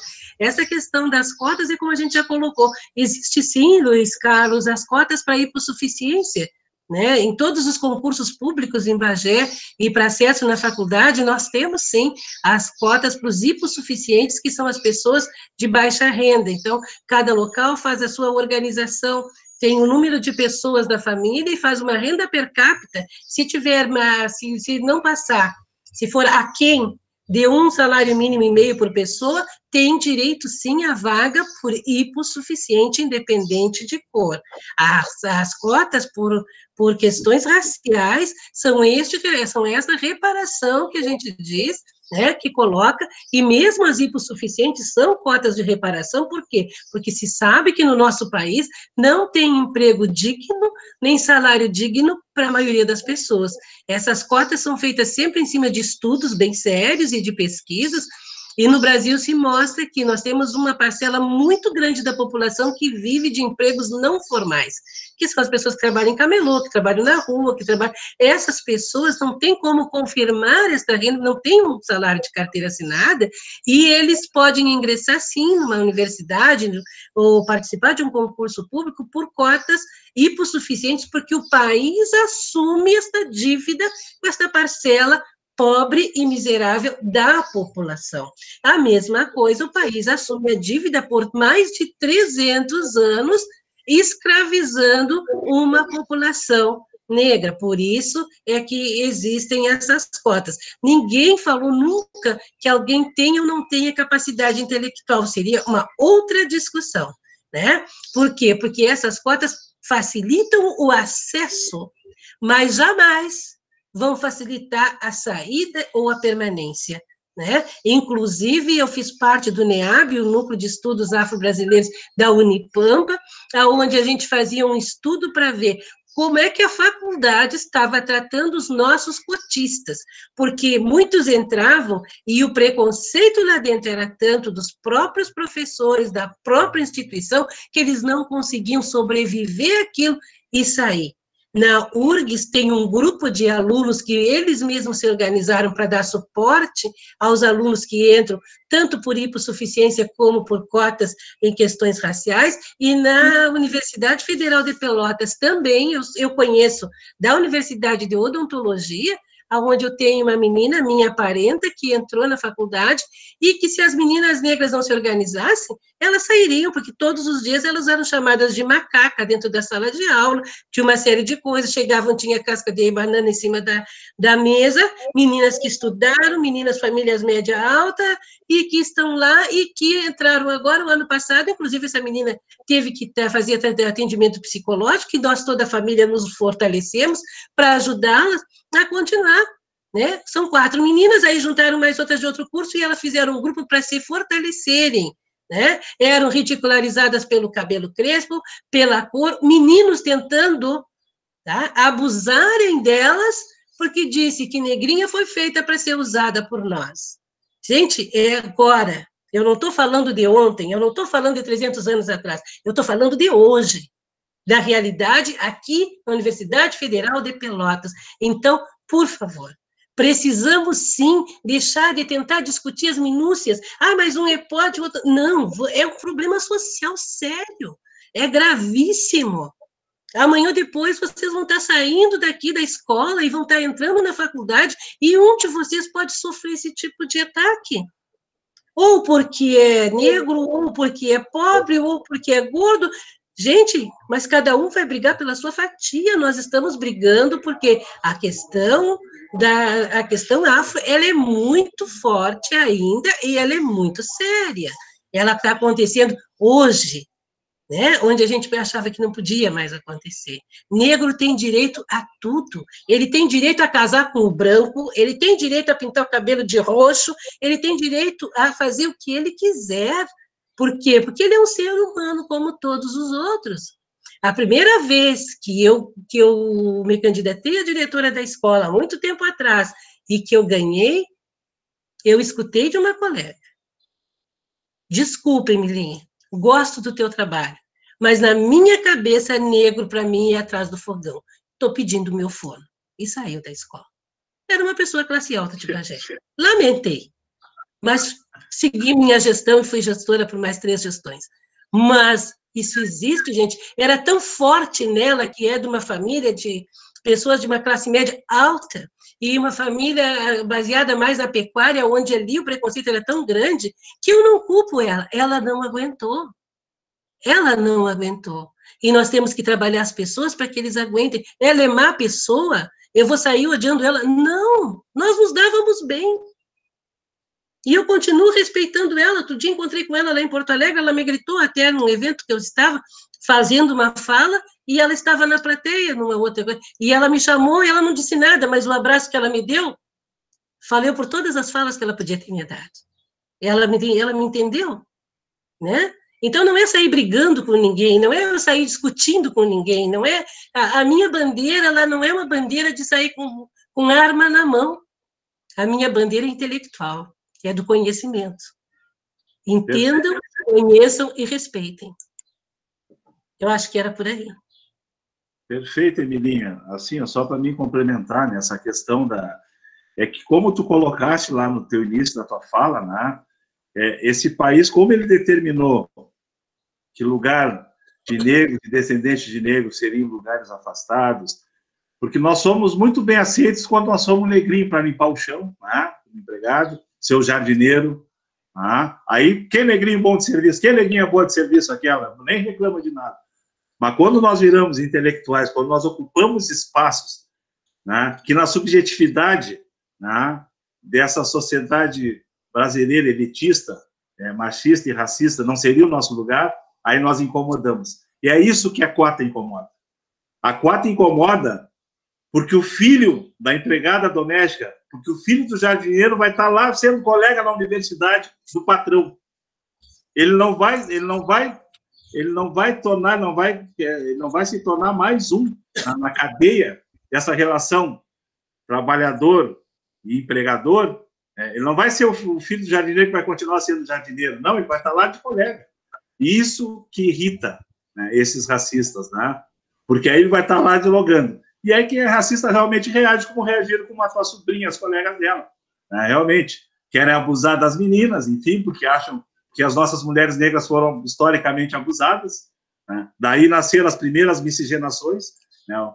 Os primeiros filhos desse cruzamento, né? Nasceram do estupro, tá? Dessa sociedade, uma sociedade extremamente também excludente, porque nós não tivemos direito à terra. Lembro que nós tivemos a questão das capitanias hereditárias em história, né, que decidiu por uma elite que ganharam terras, que ajudaram o rei de Portugal, e aqui no Rio Grande do Sul nós tivemos as Seis Marias, né, que criou os grandes latifúndios aqui da nossa região do Pampa.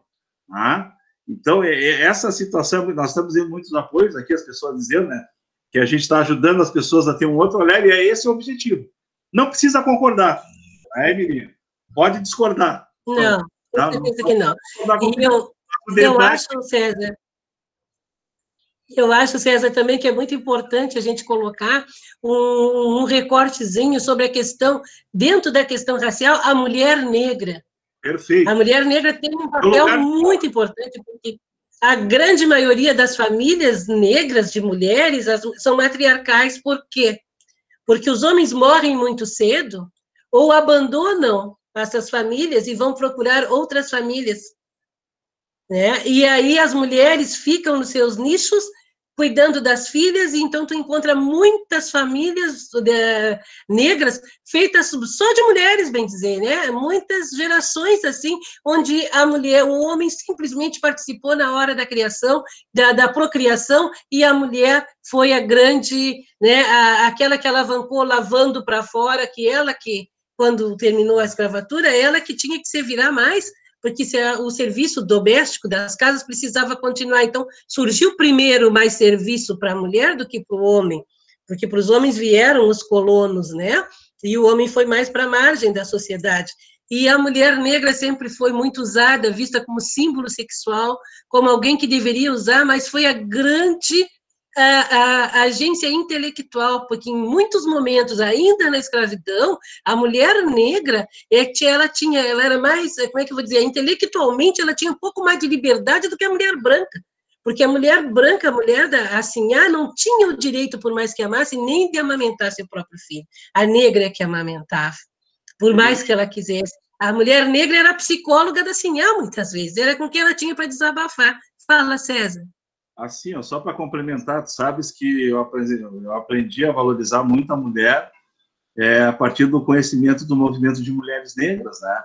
Quer dizer, né, as histórias, as andanças, porque esse recorte de raça e gênero é importante, porque, pensa bem, nós fizemos os números, a mulher negra, no serviço, né, no emprego, isso não sou eu que estou dizendo, vai lá no site do Ministério Público do Trabalho, tem. Os bancos privados, por exemplo, eles pagam, a cada R$100 que eles pagam, para um gerente branco, eles pagam 80 ou 70 para uma mulher branca, 60 para um homem negro e 50 para uma mulher negra. Isso são dados, é só ali pesquisar, está ali. São dados oficiais. Então, a mulher negra, ela tem uma importância fundamental no processo de resistência do povo negro.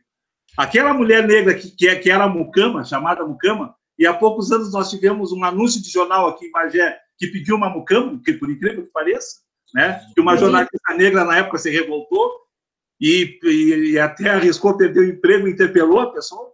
Né? Então, essas mulheres, elas levavam uma alimentação de melhor qualidade escondido para as senzalas. Tá? Para que por isso que a negrada resistiu, daí surgiram comidas como os mocotós, como as feijoadas que surgiram na senzala, os melados, enfim, né? Onde surgiu a pinga, né? Que pingava, que ardia na pele. Né? Então, são várias histórias. Então, essas mulheres negras foram que guardaram o axé, a religião de matriz africana, né? São elas que vão migrar para grandes cidades, principalmente Rio, Salvador, né? E se tornar as negras de ganho, né? As mulheres de ganho, as quituteiras. Né? Então, ela tem uma importância fundamental no processo de resistência e também de descendência. Né? Por isso que eu digo, mãe negra, sinto tua influência. Desculpa, mãe negra, sinto tua descendência, sinto tua influência no meu sangue e na cor. Né? Então, eu sou descendente dessas mulheres maravilhosas, e a minha mãe, que era uma mulher maravilhosa, que lutou muito assim como a tua mãe, né? Para que nós pudéssemos ter a educação. A educação era o principal, né? A minha está lá, com 90 anos. Pois é. A minha partiu prematuramente aos 39. Uhum. Acho que era isso aí, pessoal. Não sei se eles querem perguntar. Dando sequência também, pessoal. Assim, ó, posso também comentar, né, sobre essa questão das ações afirmativas, que eu não sei se estão me enxergando. Ah, sim. Eu me formei na UFSM em uma turma predominantemente branca, né? Eu tinha um colega negro, e eu me formei há 10 anos atrás. Mas isso me gerou muita indignação. E quando, né, surgiram as ações afirmativas, as cotas, né, o correto é a gente falar ações afirmativas, né, ficou essa questão das cotas, né, mas enfim, eu fiquei muito feliz, porque eu vi que essa realidade, né, ela ia se transformar, e ela está se transformando, né, então a gente tem que reconhecer que as ações afirmativas, elas não são privilégios. Privilégios temos nós, brancos, já há muitos séculos aqui no Brasil. Nós somos os privilegiados, brancos. A branquitude no Brasil sempre foi privilegiada nesse país, né? Então, dizer que as ações afirmativas são privilégios é um erro absurdo, né? Acho que a gente tem que, os brancos, a branquitude, ela tem que se posicionar e tem que entender que ela é privilegiada sim, né? Eu fiz a minha escola, eu estudava, eu não precisei trabalhar e estudar ao mesmo tempo, né? Então eu tive todos os privilégios possíveis para chegar na universidade, para me formar numa universidade. Então, acho que essa pauta dos privilégios, os brancos, eles têm que assumir que eles são privilegiados no Brasil. Eu acho que é super necessário, né, a gente pontuar essas coisas. E também o professor César e a professora Emilinha falaram sobre a questão da mulher negra, né, da ancestralidade. E eu acho muito lindo falar nesse assunto, e eu acho que a gente tem muito a aprender com a cultura, com a sociedade africana, essa questão de valorizar a ancestralidade, né? Eu vejo no movimento negro, né, eu vejo essa questão de sempre honrar, né, os ancestrais, a questão de se apresentar, eu sou filho da Maria, enfim, neto, né? Então, esse orgulho, né, nos ancestrais. Então, eu queria que vocês comentassem também essa parte importante aí, né, por gentileza. Uhum. Eu não sei, posso começar, César? Eu vou comentar. A mulher sabe disso. Eu aprendi a respeitar. Tá certo.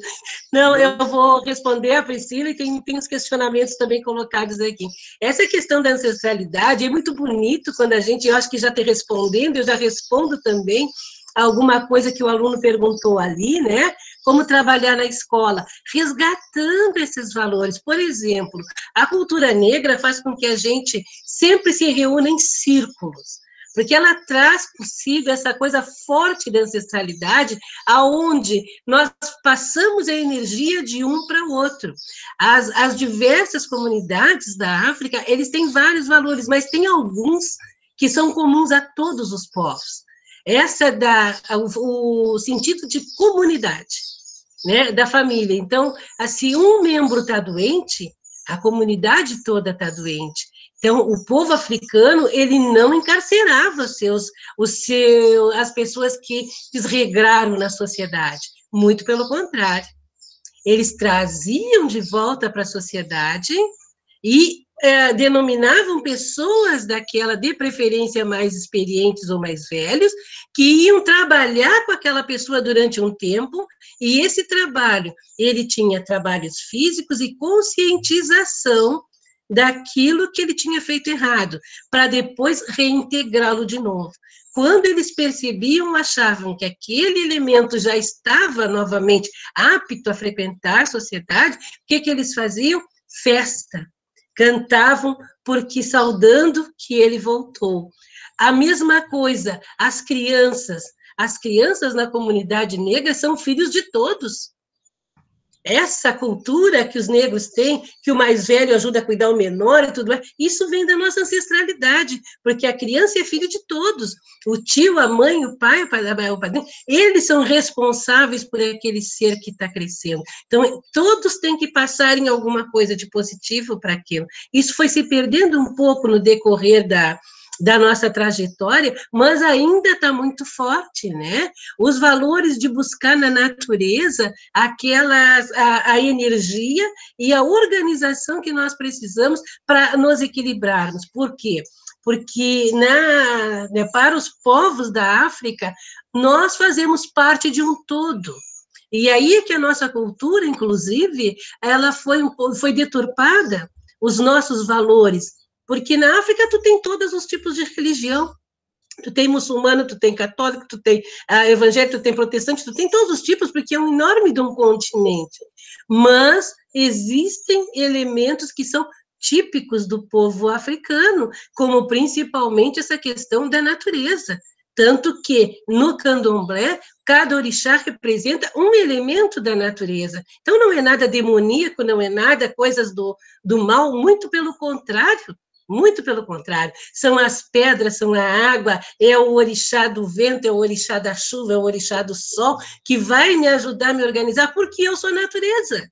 Eu faço parte, eu não sou um ser diferente da natureza. Se a lua influencia o mar, se a lua influencia o céu, influencia o nascimento dos animais, influencia o ciclo dos pássaros, como é que não vai me influenciar? Eu estou fora desse contexto? Isso é religião? Não, isso é natural. E isso é uma cultura africana, que a gente pode, então, como trabalhar na escola sem preconceito? Trabalhando os valores. Assim como eu trabalho a cultura europeia, a cultura asiática, que tem essas belezas maravilhosas, eu trabalho a cultura africana. Vamos colocá-la num contexto igual. Vamos tirar a África da última unidade do 8º ano, do 9º ano, aquele que vai se dar lá em novembro, quando todo mundo já passou, repassou, e que já ninguém mais está dando bola. Vamos para a África lá no início, para ter tempo de trabalhar, para ter tempo de esmiuçar as maravilhas e as belezas que tem lá. Qual era a outra pergunta que tinha aqui que a menina colocou da escola mesmo aqui? Só tem o professor Eric também gostaria de... Aliás, desculpa, professor César, acho que não sei também se o senhor quer... Não, o Eric fala, depois eu falo. Vou dar o Eric está pedindo ali, depois que o Eric falar, eu falo. Pode ser. Isso, então deixa ela falar. Vai lá, meu grande carioca, flamenguista. Salve, colegas, salve, boa tarde. A palestra de vocês realmente está maravilhosa. Eu queria acrescentar uma questão a partir da minha formação filosófica, né? E a gente sabe que a lógica, ela é a espinha dorsal da filosofia. E a lógica, ela nos ensina a analisar os argumentos. Então, o que a gente vê na questão das ações afirmativas? Você vê muito paralogismo ou falácia. O que é isso? Um paralogismo, uma falácia, é um argumento que ele parece verdadeiro, mas ele não é verdadeiro. Igual a aluna perguntou que se não seria racismo você fazer cotas para negros, por exemplo. Não é racismo, porque o racismo ele é determinado primeiro por uma estrutura de poder, como vocês colocaram aqui, e o Negro Brasil nunca teve essa estrutura. Outra falácia que se fala a respeito das ações afirmativas é que os negros, ou os cotistas em geral, vão tirar a vaga dos brancos, o que não é verdade. É importante esclarecer que a ação afirmativa, o que ela faz é fazer com que os concorrentes, nivelar os concorrentes mais bem preparados, ou seja, com um tipo de formação, eles vão concorrer entre eles. Os concorrentes com outro tipo de formação vão concorrer também entre eles. O que isso quer dizer? Bom, aquelas pessoas que estudaram em melhores escolas, tiveram uma melhor educação, elas vão concorrer entre elas. As pessoas que tiveram uma educação mais deficitária concorrerão entre elas, né? Aí eu quero ressaltar de novo que a maneira como as cotas foram implantadas no Brasil, elas foram feitas de maneira muito inteligente, porque as cotas elas não são só raciais, elas são socioeconômicas. Eu passei no vestibular para a Unipampa, no curso de música, e eu vi a questão das cotas raciais. Pela questão social, eu não me encaixava em nenhuma, eu não podia pleitear nenhuma cota racial. E estava certo. Eu já era formado, já era um professor, já tinha uma determinada renda, e não me encaixaria ali, então estava perfeito. Né? Esse é um aspecto. Outro aspecto que eu gostaria de ressaltar não tem como não ver também a coisa de um viés marxista, que é muito simples, nem começa com Marx, começa lá atrás com Maquiavel, que é a visão da dinâmica social como uma luta de classes. Né? Se em Maquiavel eram os nobres, os poderosos oprimindo o povo, né? Na visão de Marx, muito rapidamente, o que acontece? Você tem uma classe que domina os meios de produção e a classe que não domina os meios de produção. Né? Quem domina os meios de produção, quem tem o capital, são os ricos. Qual que é a grande jogada? Entra a jogada da ideologia. Né? Qual que é a grande jogada? Aqueles que detêm o poder, os meios de produção, eles vão determinar também o que é o certo, o que é o bom e o que é o belo. Se você fizer uma análise retrospectiva no anacronismo na sociedade egípcia, por exemplo, o padrão de beleza vai ser o padrão que é dos faraós, de quem estava no poder, isso e aquilo. Quando os brancos chegaram ao Egito, os gregos e depois os romanos, eles não eram vistos como belos. Né? Os negros eram os belos. Os negros tinham poder, eles se determinavam. Né? Aqui no Ocidente, hoje em dia, acontece a mesma coisa. Né? Há uma classe que ela vai determinar o que é o bom, o que é o certo, o que é o belo. Né? A classe dominada, e os negros estão na classe dominada, por todas as questões históricas que foram faladas aqui, né? Elas não conseguem sequer projetar uma ideia de mundo, isso numa visão marxista. Como é que isso se traduz? Ora, eu dou aula de filosofia e sociologia dentro da escola. Eu já vi aluno dizer que é contra a cota. Né? Aluno pobre, querendo dizer que é contra a cota. Agora, a cota ela não é racista, isso que eu queria ressaltar. Ela faz iguais disputarem vagas com os iguais. Agora, tem outro elemento. Se você olha no Brasil, e as últimas estatísticas do IBGE refletem que a população negra é mais de 50%, né? Você tem que perguntar, ora, por que eu não vejo isso representado nas faculdades de medicina públicas? Por que eu não vejo isso representado no Poder Judiciário? Por que isso eu não vejo isso representado, como o colega Jacinto falou, no Poder Executivo? É óbvio que tem um problema. Então, estou falando para a gurizada do primeiro ano, entendeu? Que as ações afirmativas, elas dizem também a respeito de um país que a gente quer ter. Eu vou dar um outro exemplo aqui, que é do primeiro presidente do Supremo negro, Joaquim Barbosa. O Joaquim Barbosa não queria ser presidente supremo. O Joaquim Barbosa queria ser diplomata. O Joaquim Barbosa, ele chegou a estagiar como chefe de chancelaria, se eu não me engano, na Finlândia. Quando ele fez a prova para diplomata de carreira, você tem a prova de língua, você tem uma prova geral de economia, filosofia, etc., etc., e depois você tem a entrevista. Onde é que o Joaquim Barbosa reprovou? Na entrevista, meu irmão. Na entrevista. E depois, claro, anos depois, quando ele já era presidente do Supremo, ele conseguiu o acesso, né, à avaliação da entrevista dele. E aí o avaliador disse que ele era uma pessoa instável e usou uma palavra super racista por sua condição de colored. Colored é um termo que não se usa mais nos Estados Unidos, que ele é muito ofensivo. Ou seja, ele foi reprovado por racismo, porque era negro. Se houvesse naquela época dele um sistema de cotas, talvez a gente tivesse até hoje o único diplomata negro brasileiro, e a gente não tem. Ainda não. Eu estou trazendo esse exemplo só para ressaltar a importância das cotas. E o quanto foi importante também as cotas no funcionalismo público. Né? Porque agora, o rapaz das periferias, o rapaz negro das periferias, quando ele vê um juiz negro, um alto funcionário negro, ele pode pensar, ele pode sonhar, poxa, se ele está lá, eu também posso. Como é que ele chegou lá? E ele pode correr atrás.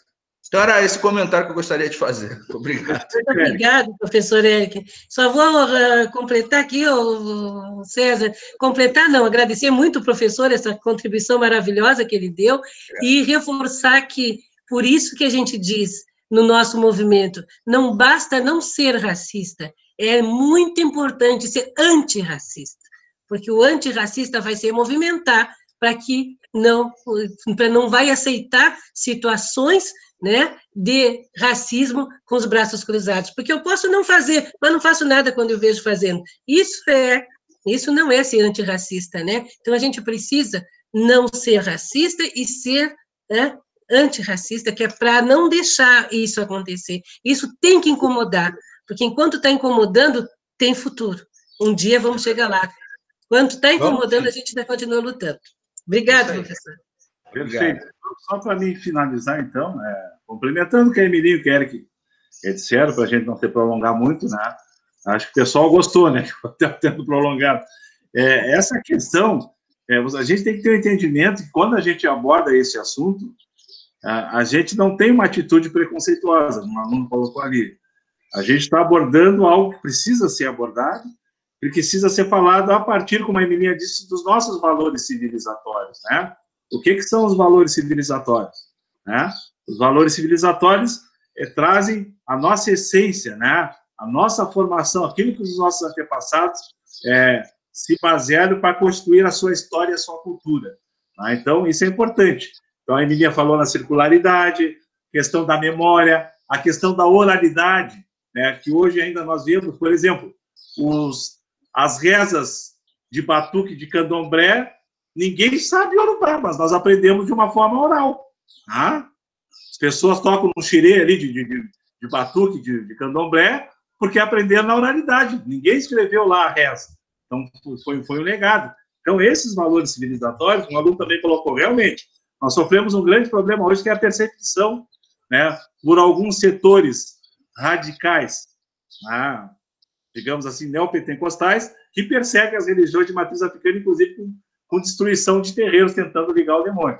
As religiões de matriz africana, nós concluímos, elas são ligadas aos fenômenos da natureza, como tu disseste, aos 4 elementos da natureza: o ar, o fogo, a terra e a água. Então, isso é muito importante saber. E que engraçado, como é que a gente pode ensinar mitologia grega, né, mitologia romana, e não se pode falar de mitologia africana? Não se pode falar de Inquice, não se pode falar de Orixá. Onde é que está escrito isso? Então, o detalhe é esse importante, a participação do Eric é interessante, a questão das ações afirmativas, realmente, então elas visam combater essa desigualdade. Deixa eu só fazer uma observação, que o senhor falou dos 4 elementos. Eu tenho um colega, o Vicente Ram Medalha, é um filósofo também, ele está fazendo mestrado na Alemanha, estudou comigo, e ele tem um trabalho que ele faz um paralelismo entre a mitologia, que o senhor falou agora, a mitologia grega, romana e africana, né? E aí tem uma convergência, principalmente da representação dos elementos da natureza através dos deuses, né? Zeus, Júpiter, deus dos raios. Aí uma paralelismo, por exemplo, com Yansan, que também é das tempestades. Então é um trabalho muito bonito, que em algum momento a gente poderia trabalhar com os alunos na sala de aula. Perfeito. Então, a gente, né, na realidade, nós vivemos num estado laico, né? Pelo menos está ali na nossa Constituição Federal, de 1988, mas que, na prática, nós não vemos isso. Então, não há uma legitimação das religiões de matriz africana. Então, eu quero agradecer, viu, Priscila? Muito obrigado. Acho que era isso. Professor Luiz César, só uma pergunta aqui. A Michaele, ou Micaele, desculpa, eu não sei, a Michaele Santos Pérez Krause, ela disse assim: eu tenho uma pergunta. Eu gostaria de tratar desse assunto em um futuro trabalho, mas sou branca e esse não é meu lugar de fala. Eu posso tratar desse assunto? Eu faço pesquisas e ouço muitas falas de pessoas negras, principalmente de mulheres, por causa dos movimentos feministas e etc. Então, essa é a pergunta da Michaele. O que é lugar de fala? É um conceito que vem sendo muito ressignificado pela Djamila Ribeiro, que nos dá a condição, né, se realmente nós temos de ocupar. Por exemplo, eu sou homem, né? Mas eu falo de mulher, por exemplo, uma especialização que eu fiz na Unipampa, eu falei de uma benzedeira, mas reservando meu lugar de fala, sem problema nenhum, né? Em nenhum momento eu invadi, eu quis falar como se fosse uma mulher, sempre foi um homem negro falando de uma mulher negra, de uma representatividade, que era a Dona Santa para a sociedade brasileira, sem problema nenhum. E outra coisa, né, Emilinha? Nós temos muitos brancos e brancas que compõem, que nos ajudam no movimento negro, que tem trabalhos maravilhosos, e que estudam as coisas. Está aí a Priscila é minha aluna lá no curso de arte cultural brasileira, né? Mandando ver e ver muito, né? Então, é para todos. A obrigatoriedade da promoção da igualdade racial, né? Da busca dessa equidade racial, da redução das desigualdades, é um problema de todos nós, de homens, mulheres, sejam negros ou brancos. Então, todos nós estamos incluídos, sermos antirracistas, como a Emilinha citou hoje lá dentro, ali agora há pouco. Né? Temos que nos incomodar, né? Temos que nos aborrecer quando essas coisas, quando esses atos, quando essas injustiças acontecem dentro de nós. Né? E, de alguma coisa, afirmar a nossa luta. Eu acho que é isso. Com certeza. Quanto mais pessoas falarem, melhor. Independente da raça, porque não é uma... Como eu já coloquei mais de uma vez aqui, não é uma questão, um problema só dos negros, é uma situação que os negros vivem, mas é um problema da sociedade. Quanto mais pessoas abordarem, estudarem, trabalharem de uma forma consciente, de uma forma séria, melhor, mas vai somar, com certeza, com certeza. Com Identifiquei umas falas de militância ali, Miriam. Michaele, pois estou vendo. Uma jovem militante já, né? E coisa boa, fiquei feliz. Pessoal, eu tenho um outro compromisso daqui um pouquinho, então eu gostaria de agradecer muito a oportunidade que foi dada, foi uma tarde muito rica, agradecer a presença do colega e amigo César aí, que a gente, né, desta vez virtual, né, podemos estar juntos, agradecer a escola, na figura da sua diretora, eu agradeço todo o corpo docente e discente dessa escola, e parabenizo mais uma vez, e me coloco sempre à disposição, porque eu acho que, eu digo sem medo de errar, eu acho que é a escola de Bagé que melhor trabalha esse tema até hoje. Eu já tive em todas as escolas, mas da forma como está sendo trabalhado... Como? O elogio vindo de quem tu és, tu representa, né, Emilinha, né? E sabe o respeito que eu tenho pela sua caminhada, nos deixa muito lisonjeado, eu, enquanto professor da escola. Que maravilha. Agora ganhei a semana. Coisa boa, coisa boa. Então, muito obrigado, tá? Estou à disposição sempre. Obrigada. Agradecemos, então, a professora Emilinha pela presença, ao nosso colega da escola, o mestre Jacinto, por fazerem na sua fala essas reflexões, são urgentes acerca das questões da educação, né, e do papel da escola na formação de uma sociedade mais justa, inclusiva e igualitária, né, equitativa. Obrigada também por esclarecer as dúvidas e a conversa com os nossos alunos. Parabéns aos nossos alunos que participaram da roda de conversa.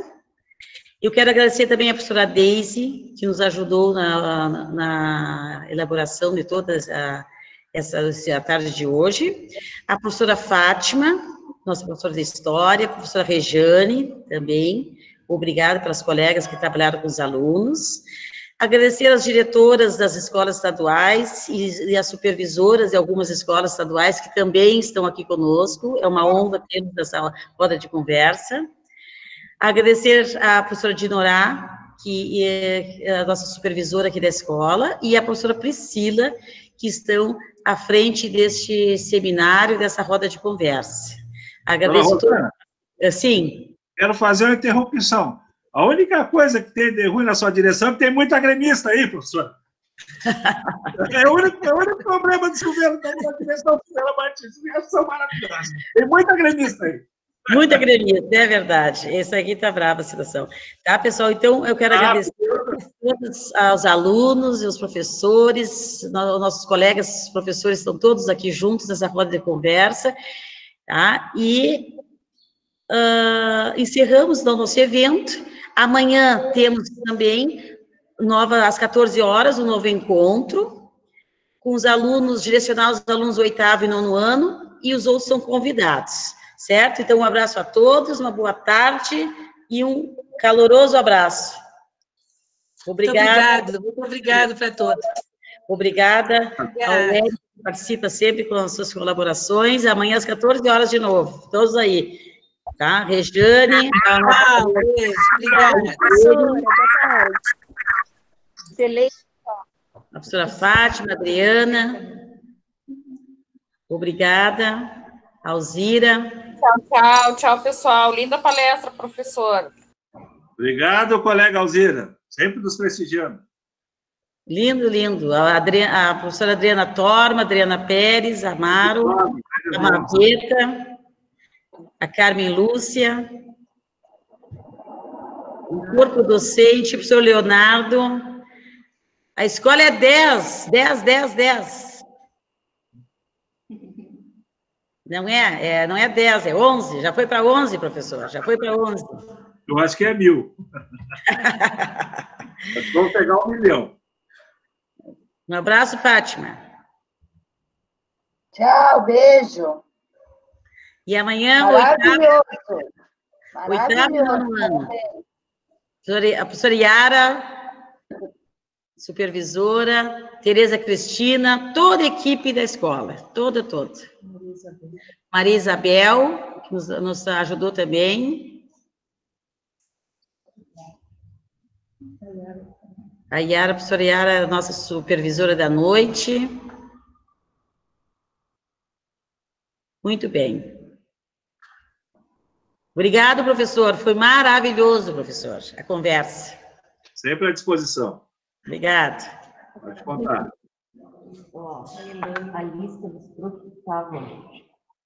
Obrigado.